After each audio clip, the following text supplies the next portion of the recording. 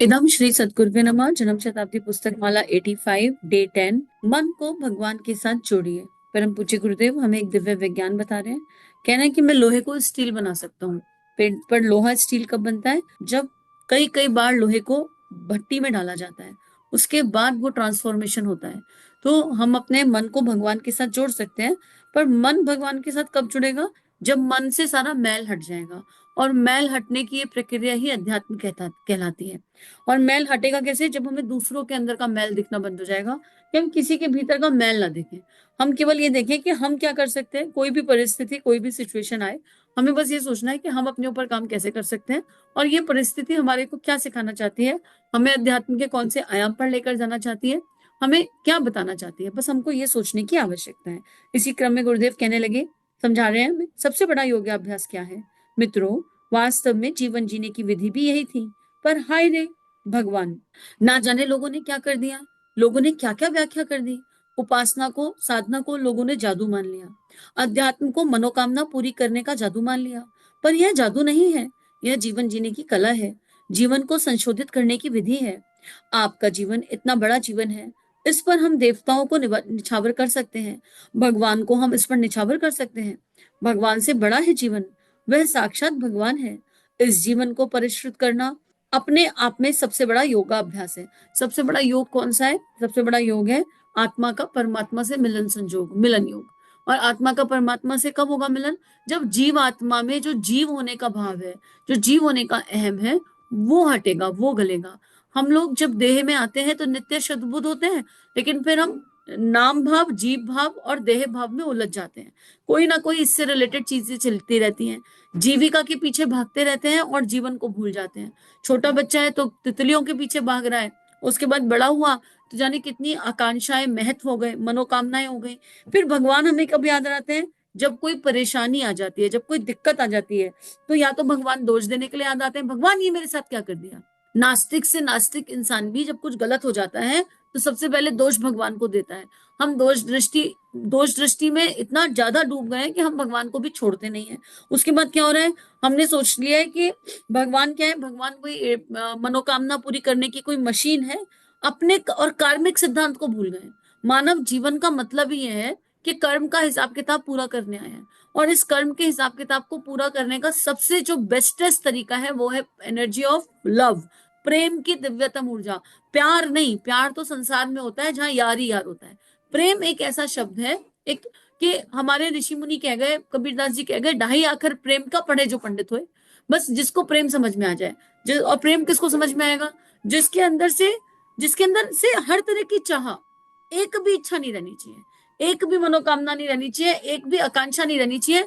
और फिर देखिए जीवन कितना खूबसूरत हो जाएगा अपने आप। ऐसा नहीं है उसका मतलब कि देह में रहकर कुछ होगा नहीं, सब कुछ घटित होगा। परम पूज्य गुरुदेव ने इतना बड़ा युग निर्माण कर दिया, पर गुरुदेव से पूछो कि आपकी इच्छा क्या है? उनकी कोई इच्छा नहीं थी। इनफैक्ट गुरु का काम करने की भी इच्छा नहीं थी। उनकी इच्छा एक ही थी, गुरु का कहना मानने की, कि बस जो भी है, जो हमारे गुरु हमें आदेश दे रहे हैं, उस आदेश को हम अक्षरक्ष मानने का अभ्यास प्रयास करें। और गुरुदेव ने वो कहना माना, लेकिन इसलिए नहीं माना कि कहना मानकर उनको दादा गुरुदेव कोई लॉटरी दे देंगे, कोई महल खड़े कर देंगे उनके लिए, उनके अकाउंट बैलेंस भर जाएंगे, या फिर अध्यात्म के किसी उच्चतम सोपान पर चले जाएंगे। इसलिए नहीं माना। हमने पढ़ा इसमें, और जो बहुत ही मतलब इमेजिन करो तो भी ऐसा लगता है कि हमारी क्या दुर्दशा है, हमारी क्या स्थिति है। परम पूज्य गुरुदेव ने दादा गुरुदेव से जब ये प्रश्न किया कि आपने हमें 24 साल के 24 गायत्री अनुष्ठानों के बाद क्यों हिमालय बुलाया, पहले क्यों नहीं बुलाया? और दादा गुरुदेव कह रहे हैं कुछ कमी रह गई थी। अभी मुझे तुम्हारे अंदर मैल दिखाई दे रहा था, अभी मुझे तुम्हारे अंदर विकार दिखाई दे रहे थे। आप इमेजिन करिए, दादा गुरुदेव यानी गुरु वो शक्ति है जो परम पूज्य गुरुदेव को ये कह रहे हैं कि अभी तुम उस लायक नहीं हुए थे। तुमने ये जो गायत्री करी 24 साल के 24 अनुष्ठान, इससे तुम बिल्कुल नित्य शुद्ध बुद्ध हो गए, क्लीन हो गए। अब मैं तुम्हें गोदी में ले सकता हूँ, अब मैं तुम्हारा पिता, तुम्हें भावों में बढ़ सकता हूँ। आप सोचिए, हमने 24 लाख के 24 अनुष्ठान, हमसे 24 लाख का एक भी हुआ है क्या? कर्म कांड से नहीं। ऐसे तो बहुत लोग मिल जाएंगे जिन्होंने कितने अनुष्ठान जाने कर डाले। जिस भावना से परम पूज्य गुरुदेव करने के लिए कह रहे हैं, जिस विचारना से परम पूज्य गुरुदेव करने के लिए कह रहे हैं, जिस इंटेंशन को सेंटर में रख के परम पूज्य गुरुदेव माला करने के लिए, जप करने के लिए, साधना करने के लिए कह रहे हैं, हमने क्या किया उससे कुछ? हम तो करने से पहले कर्ता बन जाते हैं। थोड़ी सी माला करते हैं तो उसका अहम हो जाता है। तो परम पूज्य गुरुदेव यही कह रहे हैं कि अगर आप योगा अभ्यास करना चाहते हैं तो आप बस एक ही योगा अभ्यास करो, कि अपने भीतर से मलिनताओं को हटाने के लिए अपने जीवन को पूरी तरह उसमें अर्पित समर्पित कर दो, यानी आत्म सुधार करो। और वही एक साधना है। जिस साधना को आप आज तक साधना मानते आए, वो साधना नहीं है, ये कोई चमत्कार नहीं है। इसमें तो तपना पड़ता है, गलना पड़ता है। साधना उसे कहते हैं, भजन उसे कहते हैं। इन सब का उद्देश्य भगवान को रिझाना नहीं है, भगवान की मिन्नत करना नहीं है, भगवान को फुसलाना नहीं है, भगवान को बहकाना नहीं है, भगवान के आगे नाक रगड़ना नहीं है, भगवान के आगे तरह तरह के जाल बिछाना नहीं है। भगवान की उपासना को उद्देश्य तो बस एक ही है कि अपने आप को परिशोधित करते चले, फिल्टरेशन लगाते चले और अपना ट्रांसफॉर्मेशन करते चले। अपने आप का परिशोधन करते हुए चले जाएंगे तो देखेंगे कमाल होता चला जाएगा, एकदम दिव्यता हो जाएगी भीतर। कैसा मजा आएगा। देखिए, आपके पास सारे चमत्कार अपने आप आते चले जाएंगे। मैं आपसे यही कहने वाला था कि आप अपनी वाणी को संशोधित कर लीजिए। फिर आप अपनी जुबान से कहिए कि तेरा भला हो जाए, आशीर्वाद हो जाए, तेरा कल्याण हो जाए। फिर देखना क्या होता है और क्या नहीं होता, कैसे कैसे चीजें उड़ती हुई चली आती हैं। तो जब संत आशीर्वाद देते थे ना, तो वो फल जाता था। कहते थे संतों का आशीर्वाद बड़ा फलता है। आज भी हम बहुत लोगों के लिए कहते हैं इनका आशीर्वाद बड़ा फलता है। कैसे लोगों का आशीर्वाद फलता है? जिनका दिल एकदम निष्काम होता है, जिनको ये पता ही नहीं होता कि वो आशीर्वाद दे रहे हैं। एक होता है मैंने आशीर्वाद दिया, वो आशीर्वाद नहीं फलता। पर वो उच्चतम अवस्था जहां कहने वाले को, आशीष देने वाले को यही नहीं पता होता कि उसने कुछ आशीष दिया। इतनी हाई एनर्जी, और जिसमें करुणा भरी हो, किसी का दर्द देखकर आंख से अश्रु छल छला जाए, एकदम ऐसा हो जाए कि नहीं भगवान ये क्या हो रहा है। और फिर वो जो दिल से आशीर्वाद निकल कर आता है, वो आशीर्वाद फलता है। हम तो आशीर्वाद कब देते हैं? जब हमें किसी से कुछ मिल जाए, जब हमें, हम जो है किसी को आशीर्वाद भी, मतलब दैहिक आशीर्वाद भी तब देते हैं जब कोई हमारे आगे झुके, कोई हमारे पैर छुएगा तो हमारे हाथ उठेंगे आशीर्वाद देने के लिए। अन्यथा वो बहुत बुरा है, अन्यथा हम उसको 100 बुराई ढूंढ लेंगे। तो मित्रों, गुरुदेव यही कह रहे हैं कि वाणी का संशोधन मतलब क्या है? ये जीभ की नोक पर राम राम करना नहीं, पर अंतःकरण में राम के स्वरूप को धारण करना, सत्य स्तंभ की अवस्था से परे चले जाना, अपने इष्ट में इतना घुल मिल जाना जैसे ठाकुर घुल गए, अपने इष्ट में ऐसे घुल मिल जाना जैसे माँ आनंदमयी की चेतना थी। माँ आनंदमयी के पेट में दर्द था। एक दिन साधकों ने कहा, माँ आपके पेट में दर्द है, आप भगवान से कहकर इसे ठीक क्यों नहीं कर देती? वो तो मुक्त अवस्था थी, व्यक्ति शून्य चेतना है। तो माँ कहती है मैं तुम्हें भगाती हूँ क्या? तो कहते हैं मतलब? बोलती जब मैं तुम्हें नहीं भगाती तो मैं इस दर्द को क्यों भगाऊं? जैसे तुम बैठे हो ऐसे ये दर्द बैठा है। मतलब वो दर्द से भी इतना स्नेह करती थी, जो वो देह में तो थी नहीं, तो उनको दर्द भी ऐसा लगता था कि एक बालक आके बैठा है, आ गया पेट में आके बैठ गया है, तो क्या हो गया? उनको दुख फील नहीं होता। ऐसी अवस्था के लोग आशीर्वाद दे सकते हैं, ऐसी अवस्था के लोग वो काम कर देते हैं। लेकिन आजकल हम सिंपल सरल सरल तरीके से कह देते हैं ब्लेस यू। हम समझ ही नहीं पा रहे। कई बार हीलिंग की एनर्जीज में भी हम ऐसा कर देते हैं कि हमने आपकी हीलिंग करी, हमने आपको स्वस्थ किया। नहीं, हमें इसको, इन प्राणों को, इन ऊर्जाओं को बहुत ध्यान से समझने की आवश्यकता है। इसमें हम कार्मिक इंटरफेरेंस करते हैं। गुरुदेव कह रहे हैं आप अपने आप को साधु बना लो, संत बना लो, तपस्वी बना लो, चोगे से नहीं।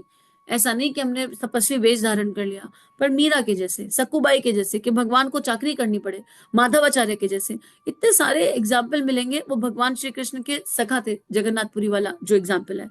तो गुरुदेव कह रहे हैं आप अपनी जीभ को संशोधित कर लीजिए, आपके मुख से निकली वाणी सत्य हो जाएगी। जीभ मतलब केवल दैहिक वाली ऊर्जा नहीं, भावनाओं वाली। आप अपनी आंखों को संशोधित कर लीजिए, हर जगह आपको दिव्यता दिखाई देने लगेगी। आंखों का संशोधन कैसे होगा? आंखों का संशोधन ऐसे होगा जैसे गांधारी ने किया था। गांधारी ने कैसे किया? गांधारी ने तो अपनी आंखों पर पट्टी इसलिए बांध ली थी, जो उसका पति अंधा था, उनके साथ शादी हुई थी, इसलिए उसने अपनी आंखों में पट्टी बांध ली कि मेरा एक ही मर्द है, दूसरा कोई मर्द नहीं। आंखों का संशोधन करने के लिए कोई पश्चाताप, ना कोई जप किया, ना कोई तप किया, ना कोई पूजा की, ना कोई अनुष्ठान किया, ना कोई ध्यान किया। गांधारी ने आंखों में जो पट्टी बांधी, उसका मतलब आपको समझ लेना चाहिए। पट्टी बांधने का यह मतलब नहीं कि आप अपने अपने आप से पट्टी बांधे।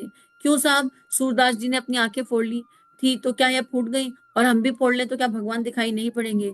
बेटे, यह गलती तो मत कर लेना। आंखें फोड़ने से मतलब यह है कि हमारी जो कमीनी आंखें हैं, दुष्ट आंखें हैं, जो नारी को, मातृशक्ति को विषय वासना के रूप में देखती हैं, तो उन्हें हम फोड़ दें, अर्थात बदल दें। फिर देखना आंखों का चमत्कार कैसे होता है। अब परम पूज्य गुरुदेव यहाँ पर एक तत्व दर्शन कह रहे हैं कि नेत्र देखने के लिए मिले हैं।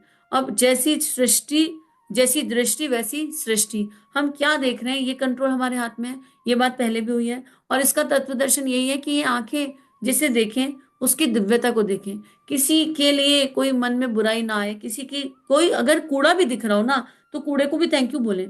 नाली भी दिख रही हो तो आप इमेजिन करो हम बुरी चीज को एकदम बुरा बोल देते हैं। इस संसार से सारी नालियां खत्म हो जाएंगी तो संसार की क्या हालत होगी। हर चीज की अपनी एक वैल्यू है। अगर इस संसार में कोई चीज है तो उसकी अपनी एक वैल्यू है। हमको उस वैल्यू को समझना होगा। एक भी चीज, एक एनर्जी आप इस संसार से खत्म कर दीजिए, मान लीजिए संसार से भय खत्म हो जाए, आप देखो कैसा संसार चलेगा। हम सब राक्षस हो जाएंगे। हम भय के मारे बहुत सारे काम नहीं करते हैं, पर इस संसार से अगर भय की एनर्जी पूरी तरह विलय हो जाए, पूरी तरह खत्म हो जाए, तो हम क्या करेंगे। तो ऐसा ही है कि जो भी इस संसार में है, जो भी भगवान ने बनाई है एनर्जीज, भावनाएं, सत्य रज तम, हर चीज का अपना एक वेटेज है। किसी भी इमोशन को आप कोई गुस्सा कुछ कह रहे हैं तो एक बार के लिए सोच लीजिए, इमोशन संसार में नहीं होगा तो संसार का क्या होगा। हमको हर विचार को, हर इमोशन को, हर भाव को जीना आना चाहिए। और वो कहाँ से आएगा, वो दृष्टि हमें डेवलप करने की आवश्यकता है। और वो अभ्यास प्रयास से होगी। गीता में लिखा है अभ्यास योग के बारे में। तो हम लोग नहीं तो फिर गुरुदेव ने लिखा है कि अगर आपने अपनी दृष्टि नहीं बदली तो आप भगवान राम में और भगवान श्री कृष्ण में भी अनंत बुराइयां ढूंढ लेंगे। बहुत सरल है बुराई ढूंढना। गुरु जी, सिद्धियों का कोई दूसरा तरीका बताइए। क्या तरीका बताएं। ये सब तो हमसे होगा नहीं। हम अपने आंखों, कान को, अपनी ज्ञान इंद्रियों को, इनको तो ट्रांसफॉर्म कर नहीं सकते। हमें तो कोई ऐसा मंत्र बता दीजिए जिससे काली हमारे काबू में आ जाए, मतलब महाकाली हमारे काबू में आ जाए, सारी देवियां हमारे काबू में आ जाए, फलानी देवी हमारे काबू में आ जाए। धूर्त कहीं का। देवी तेरे काबू में आ जाएगी तो तेरा कचूमर निकाल देगी। कैसे, वैसे ही एक बार शुंभ ने अपने दूत से संदेश भेजा था। कहा था, देवी तू मेरे काबू में आ जा। काबू में आने से मतलब क्या, तू मेरी बीबी बन जा। किससे कहने लगा, चंडी से। कहा कि हमारे कहने में चल, हमारे यहाँ हमारे भाई निशुंभ की सेवा में आ जा। देवी ने कहा, अच्छा आप हमें बीवी बनाना चाहते हैं, बना लीजिए। आप हम पर हुक्म चलाना चाहते हैं, आप हमें गुलाम बनाना चाहते हैं। देवी ने कहा, हम आपकी नौकरानी बन सकती हैं और गुलामी भी कर सकती हैं, पर हमने एक प्रतिज्ञा कर रखी है। क्या प्रतिज्ञा कर रखी है, आपको हमारी एक शर्त माननी पड़ेगी। कौन सी शर्त माननी पड़ेगी। देवी ने कहा, आपको हमारी शर्त माननी पड़ेगी। मैं तुझे अपना पति बनाने के लिए तैयार हूँ और मैं तेरी पत्नी बनने को भी तैयार हूँ, लेकिन शर्त तो पूरी कर। कैसी शर्त पूरी करूं। जो मुझसे संग्राम में जीतेगा, यो माम जयति संग्राम में, आ जा मुझसे लड़। इतना पराक्रम, इतना पौरुष, इतना साहस दिखा। जितना साहस मुझ में है इतना ही पराक्रम, पौरुष दिखा। और यह कार्य, यो मैं प्रतिबलो लोक सा भरता भविष्यति। संसार में जो मेरे समान बलवान होगा, जो मुझे संग्राम में पराजित कर देगा, हरा देगा, वही मेरा स्वामी होगा। मैं उसी की पत्नी बनूंगी, वरना नहीं बनूंगी। उसने कहा, मैं लड़ने को तैयार नहीं हूं। तब देवी ने कहा, अब मैं तेरी अकल ठीक कर दूंगी। हम भगवान को सोचते हैं हमारी पॉकेट में आके बैठ जाए भगवान, और फिर भगवान जी को, वो जो होता था ना, एक एक पहले एक छोटेपन में ना एक सीरियल आप देखते थे, उसमें चिराग घिसा और चिराग घिस के उसमें से जिन प्रकट हुआ। और जिन प्रकट हुआ तो बोल, जिन के क्या हुक्म मेरे आका, जिन कहता था क्या हुक्म मेरे आका। और वो टीवी सीरियल में जो जिनके ओनर होते थे कहते थे ये हुक्म मेरे आका आका। पर वो जिन किसी का सगा नहीं होता था, जिसके पास चिराग है उसी का सगा होता था बस। चिराग गया तो जिन अपने जिन आका को भी भूल गया। आका वही है जिसके पास चिराग है। और हम कौन सा चिराग लेके घूम रहे हैं। हमारे पास इतना बेहुदा चिराग है, इतना घटिया चिराग है। और हम उस चिराग को घिसे जा रहे हैं और सोच रहे हैं हर कोई कहे क्या हुक्म तुम्हारे हमारे आका, और हर कोई हमारा कहना माने, हर कोई बिल्कुल हमारे पीछे पीछे चले। ऐसे नहीं दुनिया चलती, ऐसे नहीं संसार चलता। क्यों, हम अपना ही हुक्म नहीं मान पा रहे। अरे हम क्यों चाहते हैं संसार हमारा हुक्म माने। आप बता दीजिए, हम क्या क्या चाहते हैं। आध्यात्मिक जीवन शैली अपनाना चाहते हैं, समय से उठना चाहते हैं, सात्विक आहार खाना चाहते हैं, गुस्सा नहीं करना चाहते, गाली गलौज नहीं करना चाहते, लड़ाई झगड़ा नहीं करना चाहते, सबके बारे में अच्छा सोचना चाहते हैं, मंगल के विचार सोचना चाहते हैं। पर हम पूज्य गुरुदेव की वाणी को अक्षरश फॉलो करना चाहते हैं, पर कर पाते हैं क्या। नहीं कर पाते। जब हम अपना ही हुक्म नहीं मान पा रहे तो फिर हमारा हुक्म कोई कैसे मानेगा। ऐसे में ये तो दैहिक हो गया। ऐसे में हम देवी माता से कह रहे हैं, माँ आओ, जैसे ठाकुर के पास काली आई, आओ और क्या करो, हमारी नौकरी करो, हमारी नौकरी बजाओ। इतनी जोर का डंडा पड़ेगा ऊपर से गायत्री माता का कि हम सबकी अकल ठिकाने आ जाएगी। जब मातृशक्ति अपने काली स्वरूप में आएगी ना, तो हम सबको एक मिनट में एक मिनट में प्रलय आ जाएगी हमारे अंतःकरण में। प्रलय संसार में नहीं, हमारे अंतःकरण में आ जाएगी। खरपतवार सारी उखड़ जाएगी। तो भगवान को अपनी लिस्ट ना पकड़ाएं। अच्छा होगा कि भगवान को ये ना बताएं कि भगवान क्या करना चाहिए। भगवान को हमने बहुत सलाह दे दी आज तक, अब थोड़ा उल्टा करें, भगवान से सलाह लें। और परम पूज्य गुरुदेव महाकाल हैं, वो हमें नियमित नई सलाहें दे रहे हैं। बस उनको फॉलो करने का अभ्यास प्रयास। अक्षरक्ष नहीं भी कर पा रहे ना तो कोई बात नहीं, पर प्रयास तो करें। एक एक उठाते रहें और एक एक एनर्जी पर काम करते रहें। जब तब उपासना अनुष्ठान सब कुछ करें, पर सही भावना से, सही रीति नीति से, सही उद्देश्य से। उद्देश्य उचित होना चाहिए। अगर हमारा उद्देश्य ही भगवत प्राप्ति के अलावा कोई उद्देश्य नहीं होता, और भगवान कोई वस्तु नहीं है जो प्राप्त हो सके। भगवान एक ऊर्जा है, भगवान को धारण किया जाता है। ये देह रूपी खोल के भीतर जो रजाई है वो भगवान है। बस देह को खोल मान लो और भगवान को कुछ इस तरह धारण करे कि अंतःकरण चतुष्टय में, समस्त इंद्रियों में केवल ईश्वरीय अनुभव हो। और ईश्वर अनुभव होना मतलब वो दैवीय गुण हमारी चेतना में जागृत हो जाए। इस स्वाध्याय को अभी गुरु चरणों में रखते हैं और अपने अपने ऊपर काम करते हैं। सभी अपना ध्यान रखिए। कभी कोई भूल चूक हुई है तो उसके लिए सभी से क्षमा प्रार्थना, और इन भावनाओं के विस्तार के लिए कोटि कोटि आभार। सभी को प्रणाम। श्री प्रिया काउंसलिंग चैनल और देव परिवार चैनल पर जो वीडियोस आपको मिल रहे हैं, अगर ये आपके जीवन को बदल रहे हैं तो ये केवल गुरु कृपा है। आइए इस गुरु कृपा को विश्वव्यापी बनाएं। जो भी लिंक आप सुनते हैं, आपको जो भी लिंक अच्छे लगते हैं, उनको अपने व्हाट्सएप स्टेटस, फेसबुक स्टेटस, सारे सोशल नेटवर्किंग साइट्स पर लगाइए। इस टेक्नोलॉजी के माध्यम से आइए ऋषियों की, संतों की लेखनी को विश्वव्यापी बनाते हैं। जय हिंद, जय भारत। इदम श्री सद्गुरुवे नमः।